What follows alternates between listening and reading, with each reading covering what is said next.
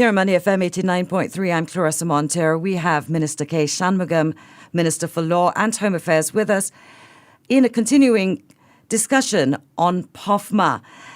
Minister, there is also a concern about the government of the day potentially overstepping its authority in instances of satire, sarcasm, political humor, perhaps even speculation. Could they be misconstrued as fake? None of that is covered by the bill. Okay. It only covers facts which are untrue. Mm-hmm. Your opinions are yours. Sarcasm, satire, criticism, that's all, par for the course. Right. This is about industrializing falsehoods to attack trust in institutions and attack society and split apart democratic society, as has happened in many places. So the truth becomes a victim. Okay. Here we are just seeking to prevent that so that, in fact, when you have the facts, true facts in, that allows for a better discussion. It actually allows for a freer discussion and a more informed discussion. People can be as critical as they want. Okay. They can be as reasonable or unreasonable as they want. The bill doesn't require you to be reasonable.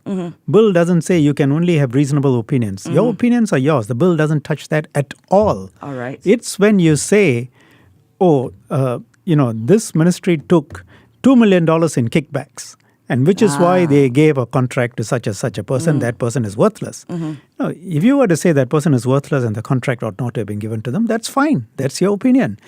If you say, I think these people are corrupt because, they obviously gave a contract to somebody who should not have been given it. No, you're not stating any facts other than, your opinion and that fact that a contract was given.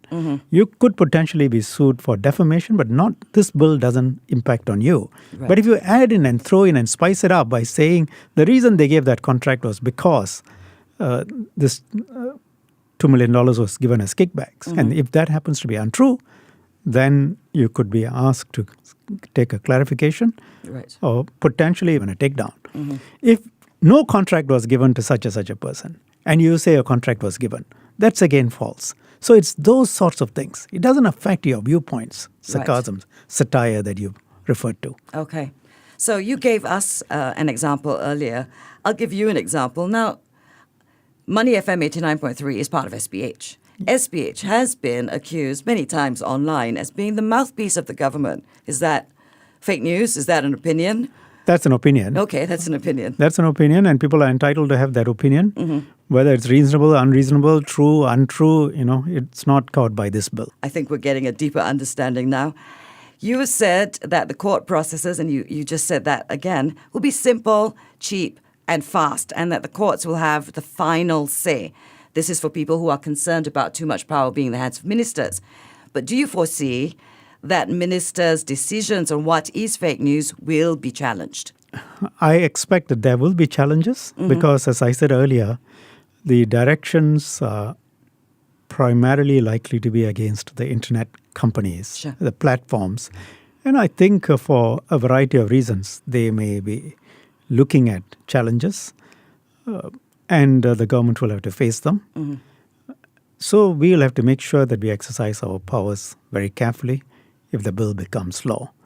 Individuals are unlikely to be the subject of directions. As I said to you just now, if a falsehood has traveled to 30,000 people, is it even sensible to try and track down 30,000 people and ask them to carry clarifications? It's far easier to ask the platform to push down the clarification to 30,000 people. Right. Now, the platform, for ideological reasons, if it says it won't comply, then that might become a matter for action. And so I expect that there could be challenges. I won't rule that out. And individuals may challenge if they feel strongly and they are subjected to an order and they feel that what they've said is true. Then I expect, there could be a challenge. Now, we've had a conversation a year ago about the manipulation of facts. Yes. Is that what POFMA is really targeting? Manipulation of facts to convert it to falsehoods. I see. Okay. Now, there's definitely going to be concern among our netizens, our internet users, who are innocent forwarders. They read something, they think it's salacious, or they think it's Right. it's worthy of forwarding of alleged fake news. How will they be dealt with? They do not have to worry. 99% of the population are people who receive and forward material. Sure. They share, they like. The bill doesn't target them. At most, they might be asked to carry a clarification, but even then, it's very unlikely. The person who or persons who will have to worry about this bill are those who are sitting behind a screen and inventing a fictional stuff and passing it off as true facts in order to damage public interest. Okay. Those are the people who will have to be concerned. People who put out stuff as they have in the US and UK and so on, which say, the police force did this, when it didn't do any of that. Or, I gave you examples earlier. Chinese policeman raped a Malay girl. You go and put that out without any basis and deliberately, then yes, the bill will target you. Second, let me tell you this. This bill, in essence, in terms of the essential powers it gives the government, is a subset of the powers that already exist with the government and has existed over 20 years. Hasn't affected free speech in Singapore. Right. And you would recall some years ago, people got heated up and there were protests in Hong Lim Park about, hands off my internet, that the government is clamping down on the internet and so on, when there were amendments made to the Broadcasting Act to, and made it applicable to some aspects of the internet as well. The fact is, most of the things, the essential things that can be done under this bill can be done under existing law. Right. And this bill gives greater powers to the courts compared with the existing law. So in fact, it's a subset of existing powers, and it gives greater supervision to the courts. And if speech has not been affected up to now, why should a new piece of legislation, which is a subset of existing powers with greater oversight to the courts, impact on free speech? Okay. Well, we set out with this interview today to allay certain fears that our listeners may have. I think, for the most part, you've done that.